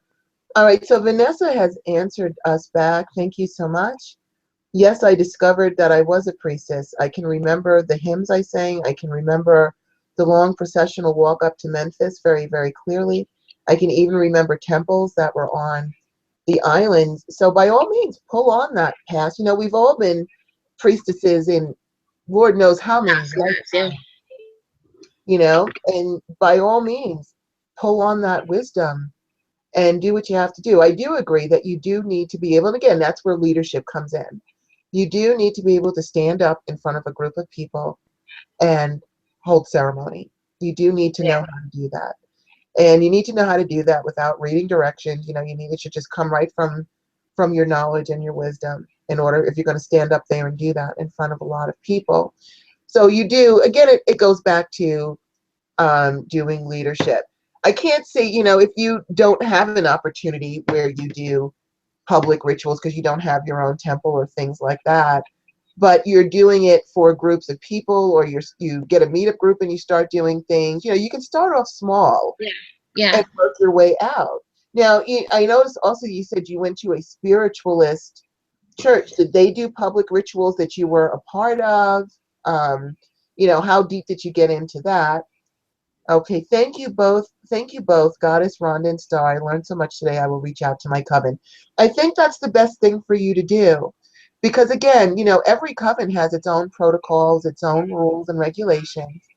We can't talk to for the leaders of your coven, but certainly I think if you go to them and express to them what you've learned, and you show that you still remember everything that they've taught you, then you'll probably be okay. Or they'll at least tell you what you need to do to go ahead and advance to that second degree that you're seeking. But again, I really want to commend you for putting so much thought into Into whether it. or not you wanted to do this. You didn't just jump in and say, well, I'm just going to do it or whatever. You really thought about this. And for that, I applaud you. Yeah, absolutely. So do I. And also, if you, I'm glad that you're saying that you're going to reach out to your coven again, because, and then think about it in the sense, whatever loopholes or whatever hoops that they make you jump through, think about it in the sense of, if you were the one running that coven or whatever it is, would you allow a person to just come back in just like that, or would you put them through some tests to see where their heads are at that point? You know what I mean? Always think of things in the sense of, if you were running whatever it is, what would you allow or not allow? Right. So that when you reach out to that coven and you start talking to them, in your head you would already have put yourself in their place, and how would they approach you? You know what I mean? And I would love to hear back as to the feedback. I hopefully it's a good feedback for you. And I hope that they see it as a positive thing as we do, that you were able to have the courage to step back and take a look at yourself and see whether you were ready or not. And I would love to hear the feedback of that, to see where they went with it for you. Yeah. Yeah, that's true. You do. You have to kind of think about that, with exactly what Goddess Star said, because, your coven is built on loyalty and trust of each other. And so if you walked away, they might make you want to show that you're really serious this time. So they might put you through some paces, or they might not. It all depends again on what their protocols are. So Yeah. by all means, reach out to them, and I would love to know what they said. And she's answering back, LOL, thanks. The funny thing about past life memories is that once you return to your ordinary state, you will forget. Aha! Unless your past life regressionist took the time to tape it. When I do past life regressions, I tape every single session. So because I know when you come out of it, you don't remember. So this way, if you have that recording that you can listen to and hear everything and remember everything again, it does help you to retain that knowledge and that wisdom. Yeah. So if you get a past life regression done, either ask the therapist to either tape it, or bring your phone and tape it yourself. Because I do know that when we do past life regressions, we come out of it and we might not remember. I remember all of my stuff in past life regressions. I bring it right back here with me. But a lot of people, they come out of it, it's like, what did I say? Did I really say that? And we play back the recording and they can't believe it. So by all means, definitely get yourself, either use your phone or have them recorded for you, so that you have something that you can re-listen to, because it doesn't do you any good to have a past life regression, remember all this great wisdom and knowledge, and then wake up and you don't remember anything. That was just a big waste. So, Right. make sure that they record that for you. Wait a minute, she is saying, oh, she did her own past life regression. I guess it's just something that happened by accident, and that her coven was very upset and hurt that she left. So, you might have to make amends. But if you explain to them that you really just honestly examined your soul and you weren't ready, I think that they will appreciate that. Yeah. I would much rather have someone come to me after a year and say, you know what, Rhonda, I'm just not sure about this. I would say, you know what, good for you for really thinking about this. I would appreciate that than someone who's not sure if they want to do this and goes through with it anyway and their heart's not in it. You Right, know, right, you've got to really engage in this, give your heart to it, perfect love and perfect trust. So right. I One of don't the things, go back to them. sorry. Yeah, one of the things also is for anyone else out there, not because you've already done it you're that way. And again, I have to commend you again for that. One of the things I would recommend to anybody else if they are hesitant about what's going on in a similar fashion, as to where they want to go with their studies, or where they are at presently, I would suggest, if you are in a coven or in a group or whatever it is, reach out to your elder or your priest or priestess and talk to them, Mhm. because a lot of times they will step back and say, or they will allow you to step back in a way that would not sever the ties, in a more permanent, you know what I mean, so that it's less, um, less damaging, I guess, in the sense, so that you would be able to feel like you could come and go with them as best as possible without any, um, uh, what's the words I'm reaching for, without feeling like you may not be accepted back or anything like that. So reach out to them. I mean, that's the whole idea of that whole perfect love and trust with one another. So reach out to them and speak with them about it, if you felt confidence enough in them to do so. You know, I would love it if you were part of our temple and you said to me, Star, I need to speak with you with a few things, because I've had people do that. They said, I would love to continue right now, but this is what's going on right now. And Right. I need to step back for a moment. And that I appreciated, because to me, that also showed respect to me as well. And with the time and the effort and stuff that we've put in over the years, for Mhm. them to say it like that, because that showed respect for themselves as well as for us as a group. So again, sometimes with people, I'm just saying in general, outside of that, for other people, that's some of the ways to approach it as well as, and all of that, whatever means that you took, whether it's the way that Vanessa went or the way I suggested, it takes a lot of courage to do. It really does. Right. And so Vanessa is saying, LOL, excuse me, I will try with the past life therapist. I wonder if it was just me looking through someone else's eyes. No, it was you looking through your own eyes. A lot of people, when they find out that they were this big priest or a priestess or something substantial in another lifetime, you might not want to believe it. So he's like, well, maybe that wasn't me. Maybe I was just like, no, it was you. That's another thing that goes along with being a priestess, is accepting your abilities and developing them and then using them to be of service to other people and yourself. You have to accept the fact that you're a magical being, because being a priestess does come with great power, but also great responsibility. The expression, heavy is the head that wears the crown. That is Yes. very true. And if you've gone into a past life and saw that you were a priestess and experienced these things, don't let that frighten you. Embrace that. It's who you are. Now, if it's frightening you and you're like, well, I don't know, I might be looking through someone else's eyes, then again, this is where self-confidence comes in. And the way we obtain that kind of self-confidence with our abilities and our gifts is through study and practice. And it does take years and years and years. I've been at this, I don't want to say because then you'll know how old I am, I but know, I let's know. just say lots of Because then decades you start gone adding it by. up. Yeah, let's not add it up, but let's just say a lot of No, decades we're not. We're gone not. But I want to kind of just say some words. It's about 4 lines, and it's part of our bylaws and everything that we write up in our handbooks. And I believe in this really. It says, there's a certain part at the front and at the bottom. I'm not going to say that part. I'm just going to say the 4 lines in between. That means a lot. Keep my words positive. Words become my behaviors. Keep my behaviors positive. Behaviors become my habits. Keep my habits positive, because habits become my values.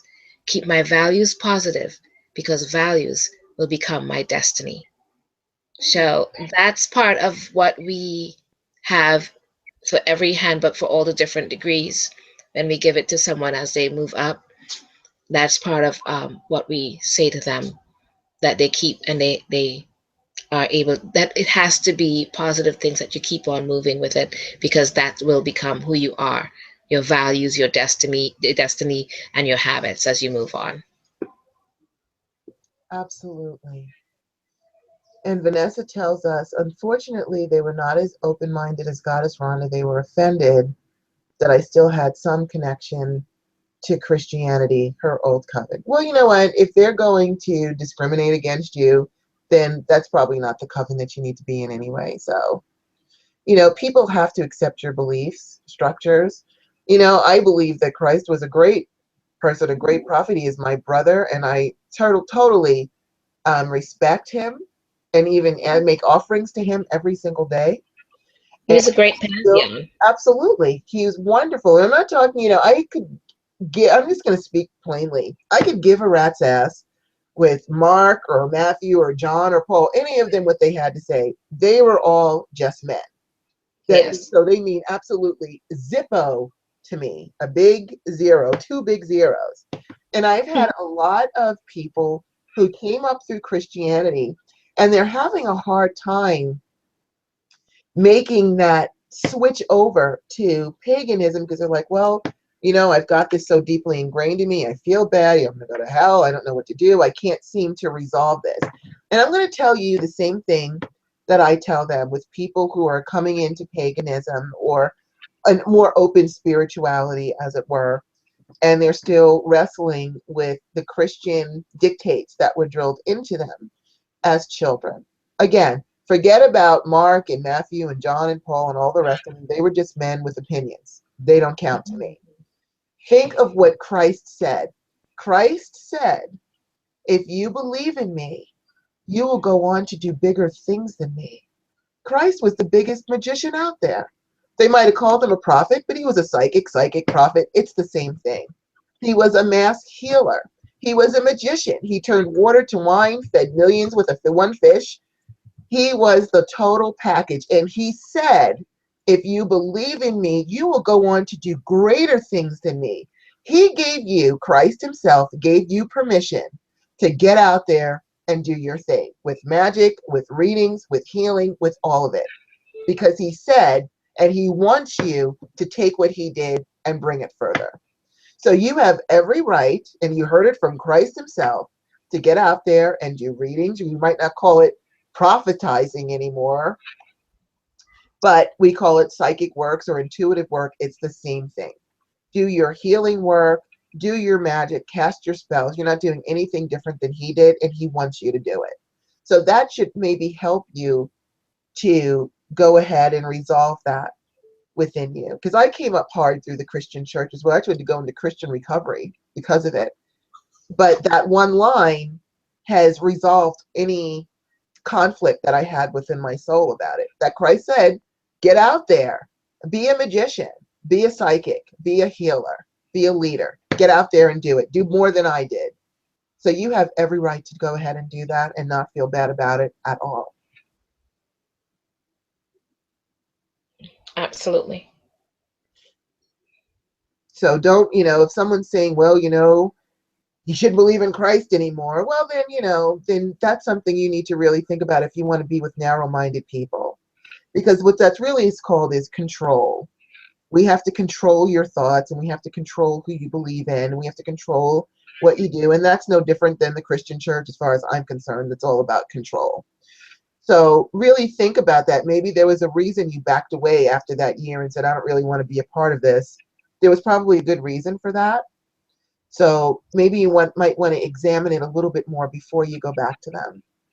Because I Right. don't believe in narrow-mindedness, and I believe I can worship any god or goddess of any spirituality if I choose to. And if no one likes it, that's not my problem.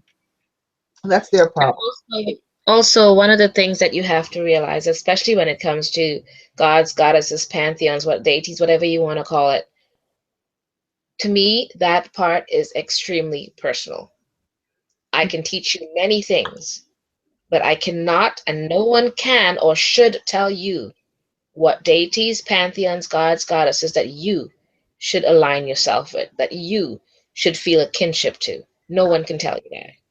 Absolutely. That's up to you. So I personally cannot see anyone, or I will not allow myself to give anyone the right to dictate that to me. Hmm. Absolutely not. That is your choice. That's a very personal thing. And if they can't do that from there, then that's on them. Yes. And Vanessa responds back to us. Yes, that was me. I grew up in a very overbearing French Canadian Catholic family. It was hard to learn how to honor my own self. That was why I drew back from my coven. I didn't believe in myself. But years later, I am in law school and a confident pagan. I am 33 and am at peace with my spirituality and myself. Thank you. You have given me a great gift today. You are so welcome, Goddess Vanessa. You know, and Absolutely. you can always reach out to Star and I if you go to our Priestess View Facebook page. There's a message thing in there that you can message us if you have questions. Anyone out there, if you have questions or you wanted some advice or need a book to read or something, by all means, please reach out to us. We are here to help you. We truly are. And I hope that all of you will join us on Saturday. Saturday, we will be picking up the sword again with the Universal 7-Day Candle Projects, and we are going up against domestic violence. So please join us again for that. Also, that will be Saturday at 5 Mountain, 7 Eastern. Yes, 7 Eastern. So please, if you can watch that, please go ahead and follow along with that. Actually, we will be doing that show on Sunday as opposed to Saturday because Saturday I have something big to do. But anyway, getting Oh, back, Saturday's melting. Yeah. yeah, I can't do Saturday. it on Saturday, but Yeah. Sunday we can pull it off on Sunday. But anyway, I want to thank everyone as usual. The time is going. I can't believe 2 hours have already flown by. I feel like we just sat down. Wow. Yeah. Wow. Look at the time. So I want to thank everyone once again for joining us. I hope that you will continue to join us. Please tell all of your friends about us.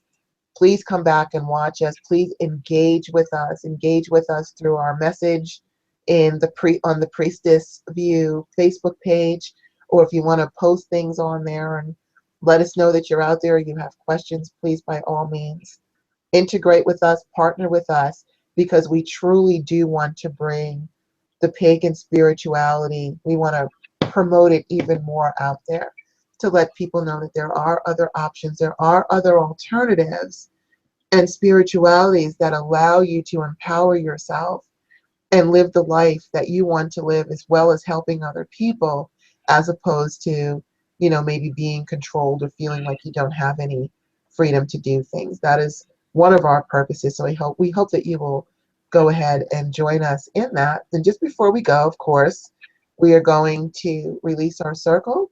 Hail and farewell, our lords and ladies of the elements and directions.